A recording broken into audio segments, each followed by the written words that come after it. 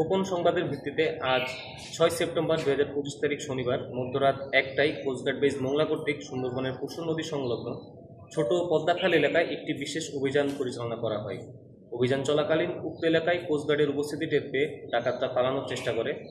পরবর্তীতে কোস্টগার্ডের আভিযানিক দল ধাওয়া করে একটি 1নলা বন্দুক, 4 রাউন্ড তাজা কার্তুজ এবং 4 রাউন্ড ফাঁকা কার্তুজ সহ সুন্দরবনের কুখ্যাত ডাকাত ছোট সুমন বাহিনীর 4 সহযোগীদের আটক করতে সক্ষম হয়। আটককৃত ডাকাত মোহাম্মদ বিল্লাল হোসেন, মোহাম্মদ রবিউল শেখ, মোহাম্মদ জিনাত হাওলাদার ও কালাম গাজী। আটককৃত ব্যক্তিরা খুলনা ও বাগেরহাট জেলার বাসিন্দা। তারা দীর্ঘদিন যাবৎ ছোট সুমন বাহিনীর সঙ্গে ডাকাতি এবং ডাকাত দলকে অস্ত্র, গোলাবারুদ ও রসদ সরবরাহের মাধ্যমে সহযোগিতা করে আসছিল। অপরদিকে রাত 2টায় কোস্টগার্ড স্টেশন কৈখালী কর্তৃক শ্যামনগর থানাধীন সরকারি মহসিন কলেজ সংলগ্ন এলাকায় একটি বিশেষ অভিযান পরিচালনা করে প্রায় 25,000 টাকা মূল্যের 50 পিস ইয়াবা ও নগদ 17,580 টাকা সহ একজন মাদক কারবারিকে আটক করতে সক্ষম হয়।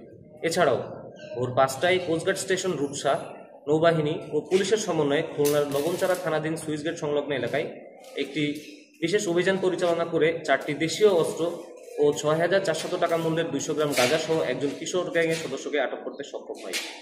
জব্দকৃত আলামত ও আটককৃত ব্যক্তিদের বিরুদ্ধে পরবর্তী আইনানুগ ব্যবস্থা গ্রহণের কার্যক্রম প্রক্রিয়াধীন রয়েছে।